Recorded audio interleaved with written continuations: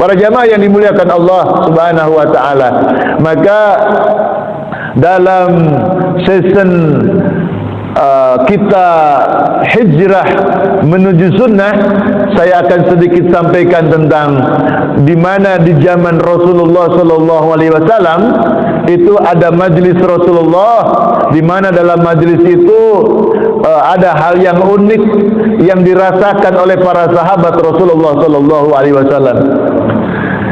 Pertama, jamaah yang hadir dalam majelis ini termasuk orang-orang yang diberkahi insyaallah, dan kita diperintahkan oleh merupakan orang-orang yang disebut di dalam Al-Quran. Jadi Allah mengatakan dalam surat Al-Mujadalah, ada mengatakan Al-Mujadilah, a'udzubillahi minasyaitonir rajim, ya ayyuhalladzina amanu idza qila lakum tafassahu fil majalis fafsahu yafsahillahu lakum wa idza qila amshuzu famshuzu yarfa'illahu alladzina amanu minkum walladzina utul ilma darajat. Wahai orang-orang yang beriman kepada Allah, apabila dikatakan kepada kalian semua tafassahu fil majalis, berlapang-lapanglah dalam majlis, fafsahu yafsahillahu lakum, maka lapangkanlah, engkau pasti akan dilapangkan oleh Allah Subhanahu wa ta'ala.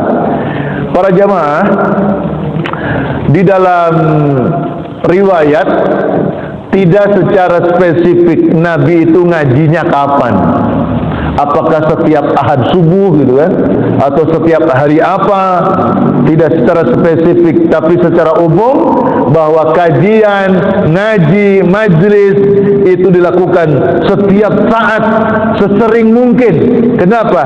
Untuk menyegarkan ingatan kita, untuk menambah pengetahuan kita, untuk mengontrol amal kita, sehingga kita bisa meningkatkan amal ibadah kita kepada Allah Subhanahu wa ta'ala. Majelis Rasulullah itu disumpah, diserambi masjid. Jadi kalau ini ruang utama, maka ada serambi di emper masjid.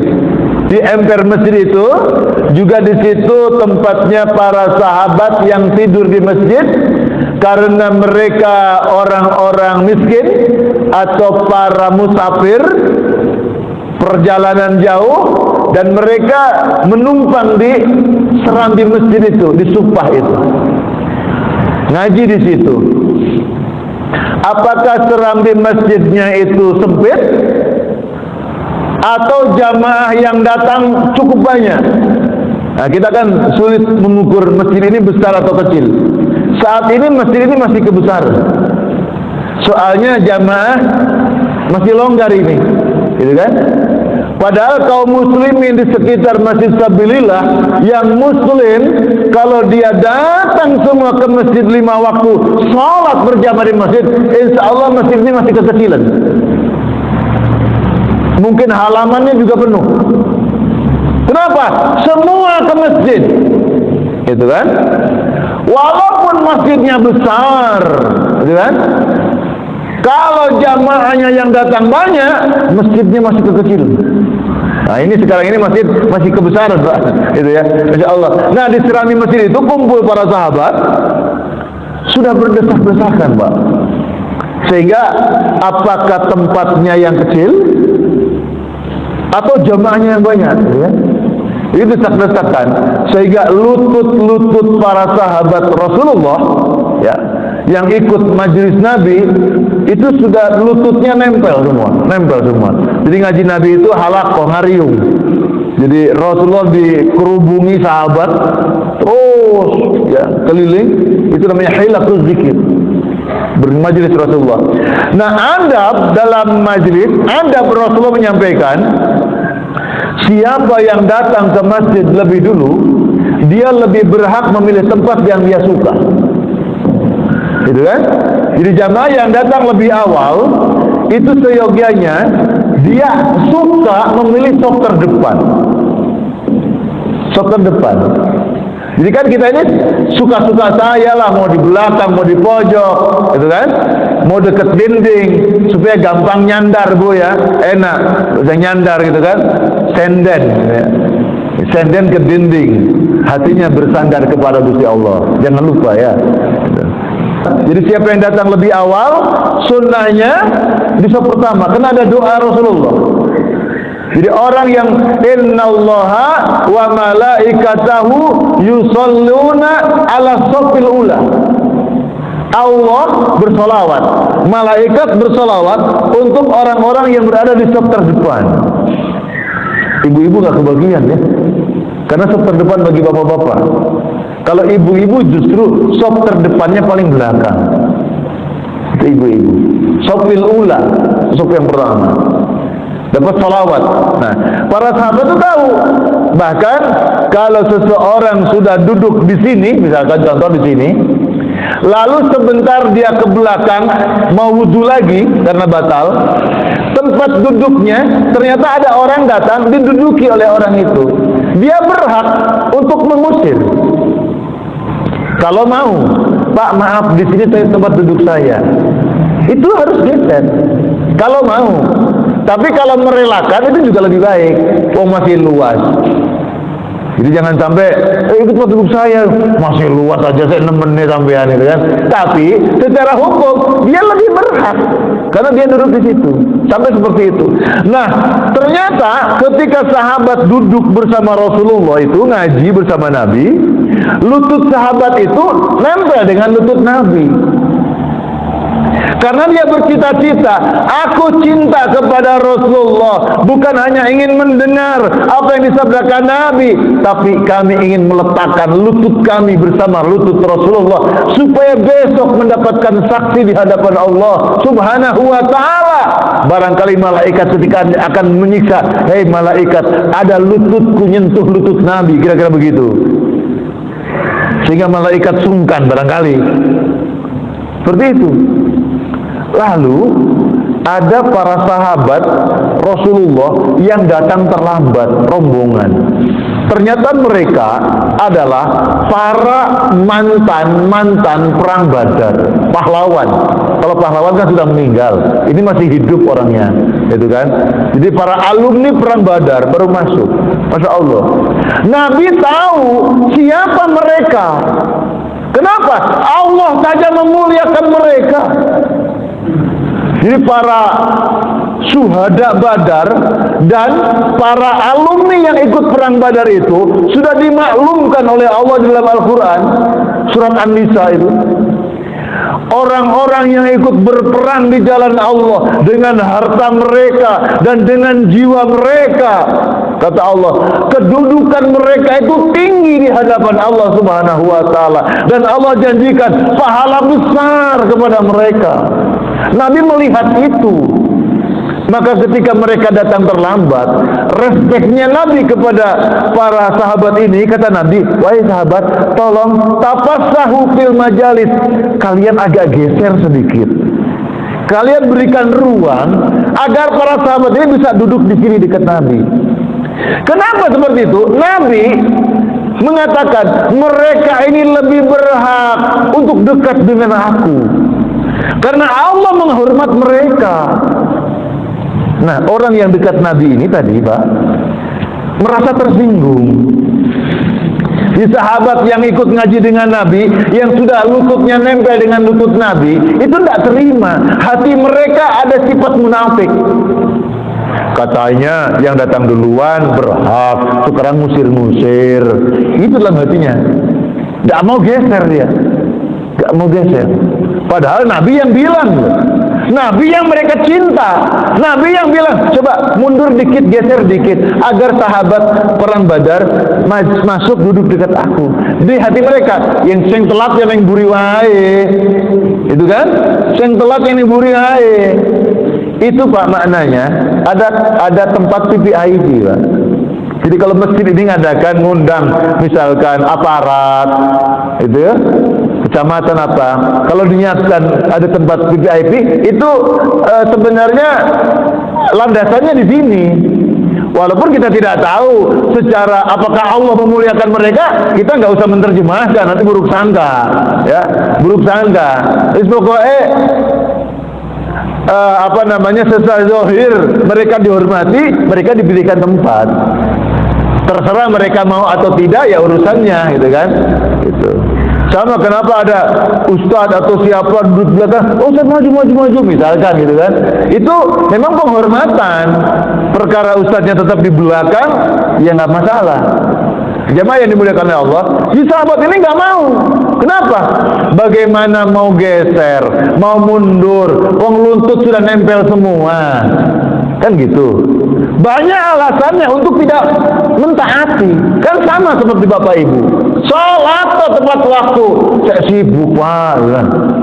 Infak sedekah, aku ada hutang pak, banyak alasannya banyak.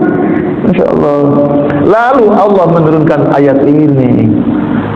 Idza qila lakum tafassahu fil majalis fafsahu yafsahillahu lakum. Maka Rasulullah menyampaikan firman Allah. Kata Allah, jika kamu mau melapangkan, memberikan ruang tempat, mau geser, maka Allah akan melapangkan kehidupanmu. Sahabat ini sontak nyampe di dadanya, lalu mereka mau bergeser, ikhlas. Kenapa? Allah menyaksikan. Kalau mereka mau geser, mereka memberikan ruang, melapangkan, maka Allah akan melapangkan kehidupannya. Ini kesempatan Allah akan melapangkan. Baru mereka mau geser. Seperti itu, Pak. Padahal tadi sudah saling nempel. Kalau mereka kemudian geser, apa yang terjadi? Bukan hanya nempel, lutut-lutut mereka akan saling menumpang dengan lutut-lutut di paha-paha sahabat-sahabat yang ada. Kenapa? Itu terjadi kalau ikhlas. Kenapa? Itu tetap akan menjadi damai di hati kalau kita ikhlas. Ini dari Allah. Kita ini Pak ngamal, kalau nggak ikhlas Pak, berat.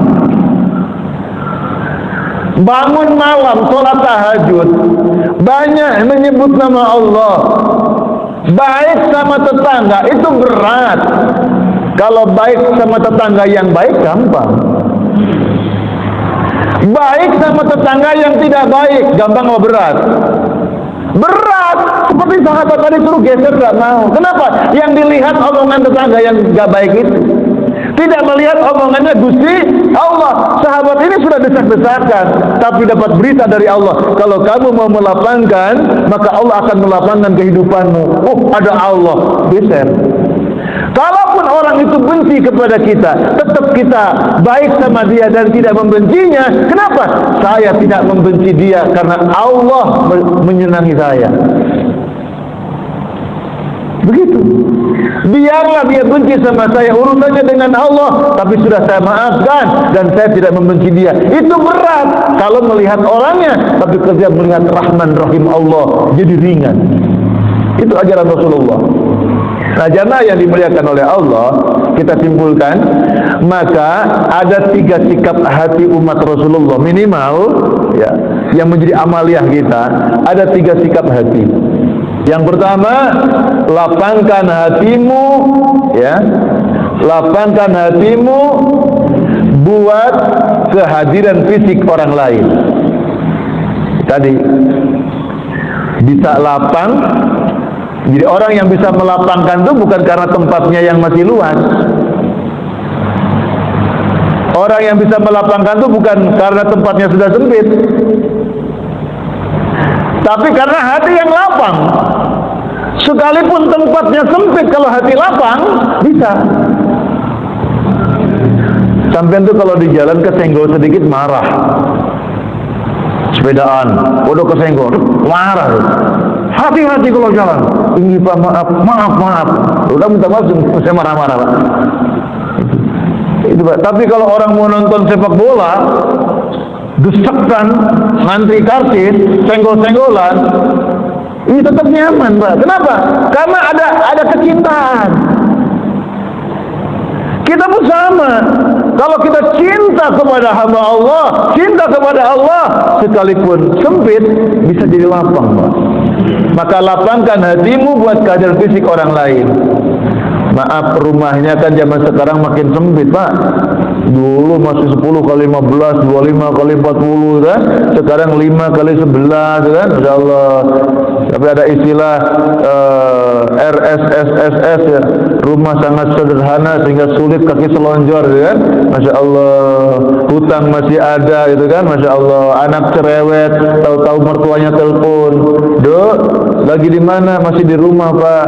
Bapak mau mampir, mau nginep di rumahmu seminggu paling ya. Waduh, ya opo ini?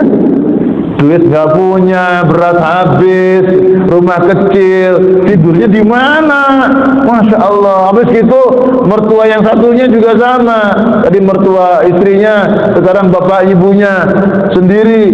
Nah, bapak mau ke Cermai, mau nginep di rumahmu. Masya Allah. Waduh, 2 orang tua di rumah bagaimana? Kalau hatinya sempit, nggak bisa, Pak. Jangankan gitu, rumah luas saja bingung, Pak, hatinya sempit. Tapi kalau hati lapang, sekalipun rumahnya sempit, senang, Pak. Alhamdulillah, datang barokah dari Allah Subhanahu wa ta'ala. Jadi kedatangan tamu itu berkah, Pak. Kalau ada tamu yang datang, pertanda Allah menitipkan rezeki atau barokah kepada orang yang ditamui.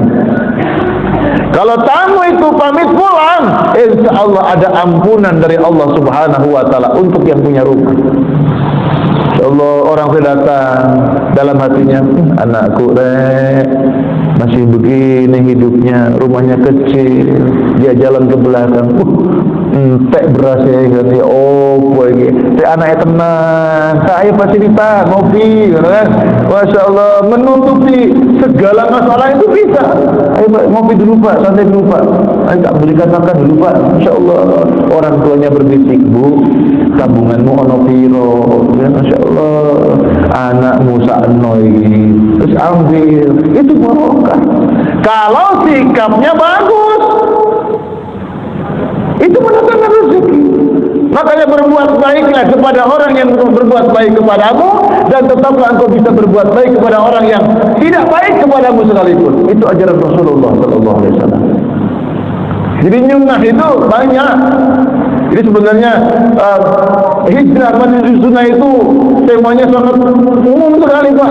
Tapi saya pikir apa yang harus saya kenakan? Nah, itu ya. Ya udah, sini aja 3 sikap hati kita. Pertama, lapangkan hatimu untuk kehadiran fisik orang lain.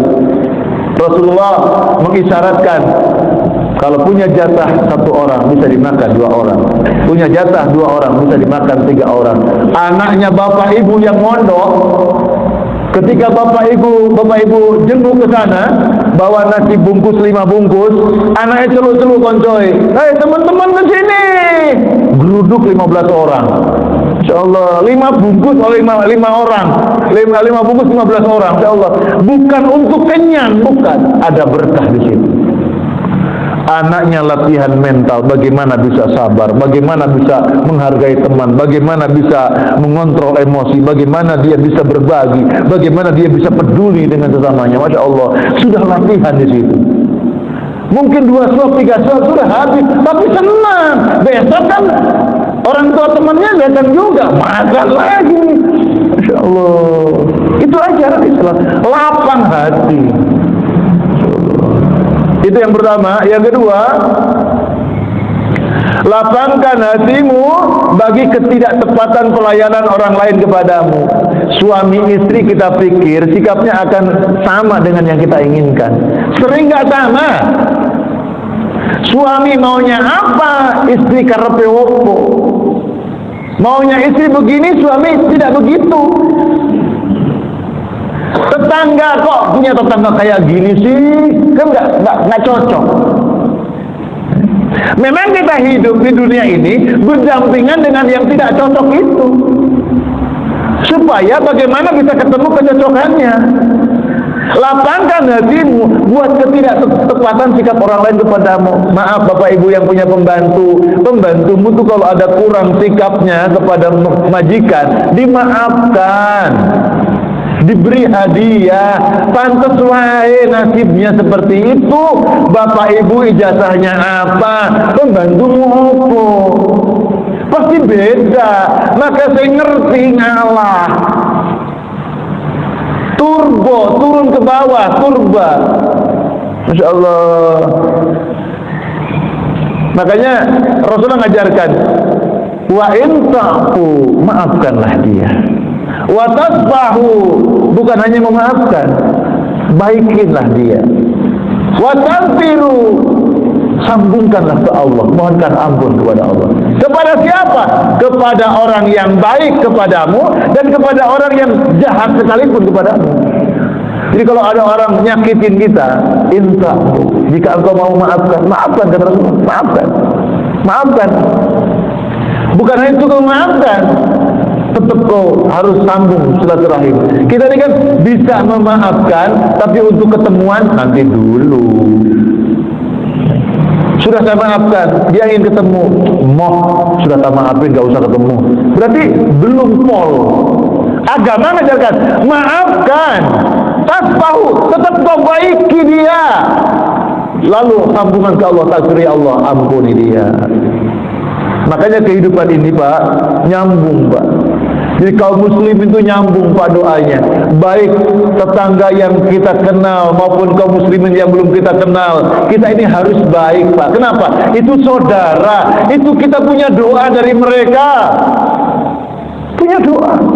Allahumma ighfir lil mu'minin wal mu'minat wal muslimin wal muslimat al ahya'i minhum wal amwat. Jadi kita ini pernah didoakan oleh orang Islam Pak yang lain walaupun tidak kenal Pak. Bahkan Rasul mengatakan doa mustajabah boleh jadi doanya dari orang yang tidak kita kenal. Kita jadi baik seperti ini ya Allah, bukan tepuk dada ya saya, bukan, ada doa orang lain, investasi kebaikan dari orang lain. Itu yang kedua.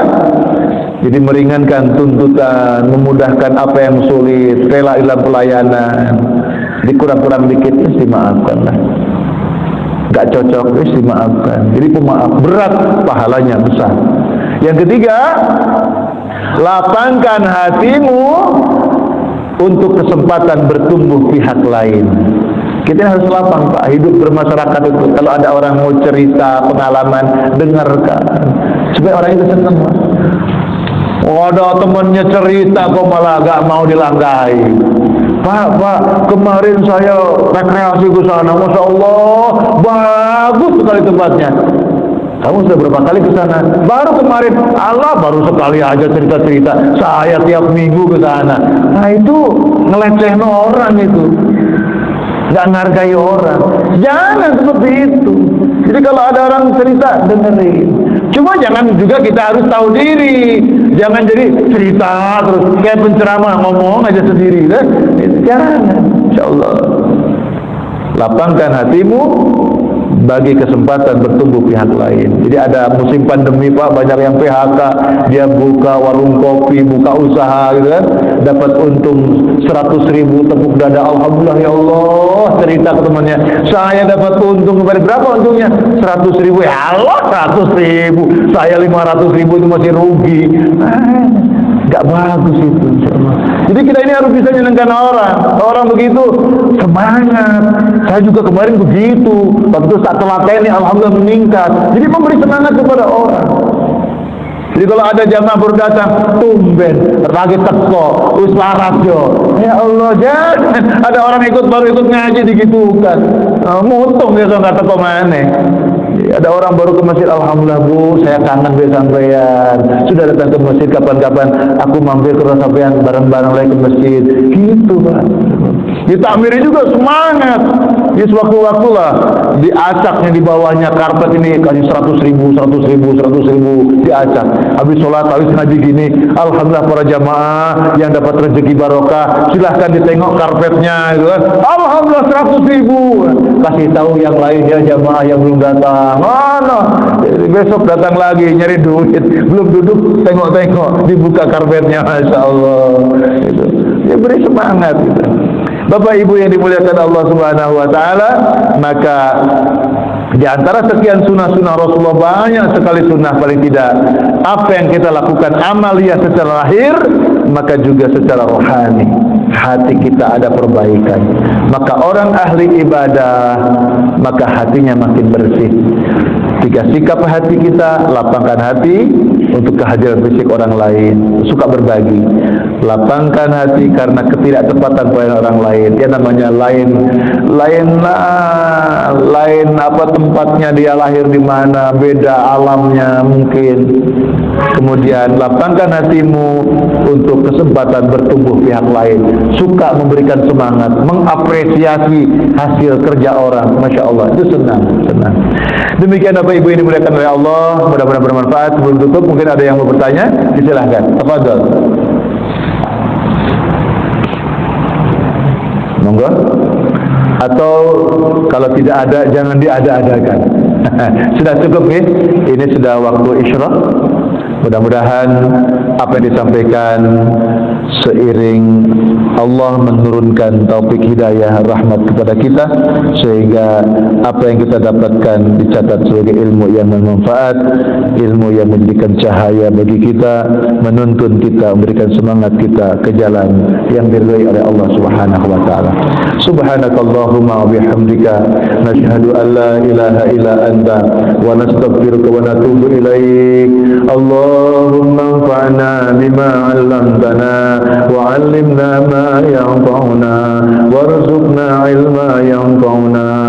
Allahumma arzuqna fahman nabiyyin wa hifdzal mursalin wa ilhamal malaikatil muqarrabin. Rabbi awzi'na an ashkura ni'mataka allati an'amta 'alaina wa 'ala walidayna wa an 'amala salihan tardah wa aslih lana fi dhurriyyatina inna tubna ilaika wa inna minal muslimin. Ya Rabb, kami anugerahi kami taufik dan hidayahmu ya Allah. Dengan taufik dan hidayahmu kami jadi hamba yang pandai bersyukur ya Allah.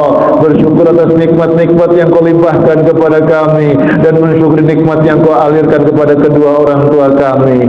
Ya Rabb, jadikanlah kami golongan hambamu yang gemar melakukan amal-amal soleh, amal soleh yang kau ridhoi ya Allah. Ya Rabbana, perbaikilah kehidupan dunia kami ya Allah, perbaikilah kehidupan anak keturunan kami, perbaikilah generasi penerus kami, perbaikilah nasib bangsa Indonesia tercinta ya Allah. Ya Rabb, jadikanlah kami golongan hambamu yang bertobat kepadamu, dan kau menerima taubat kami. Ya Rabbana, jadikanlah kami menjadi hamba yang tunduk, patuh, berserah diri, menjadi hamba yang taat dan takwa kepadamu ya Allah. Ya Rabbana, anugerahi kesempatan yang paling indah, suatu saat perjumpaan denganmu dalam keadaan husnul khatimah.